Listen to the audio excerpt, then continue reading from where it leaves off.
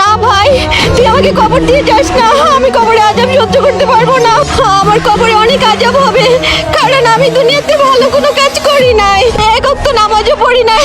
আমার কবরে অনেক আযাব হবে। হে আল্লাহ, আপনি আমার বোনকে জান্নাতবাসী করুন, আমিন। আপনি কি? আমি আল্লাহর প্রেরিত ফেরেশতা। তোমার বিচার শেষ, তুমি জান্নাতে চলে যাও। আমি জান্নাতে কেন যাব? কারণ আমি তো দুনিয়াতে ভালো কোনো কাজ করি নাই। হ্যাঁ, তুমি দুনিয়াতে অনেক খারাপ কাজ করেছো, তার মধ্যে একটা ভালো কাজ করেছো। যাও দেখে আসো। টাকা পয়সা কিছু নাই তোমার সাথে? পানি খাবেন? এই নেন। এই সামান্য একটা ভালো কাজের জন্য আমি জান্নাতে চলে গেলাম? আমি দুনিয়াতে এত পাপ করলাম, এত মানুষের এত ক্ষতি করলাম, আর একজন ভিক্ষুককে সামান্য একটু পানি খাওয়াতে আল্লাহ আমাকে জান্নাতে দিয়ে দিল।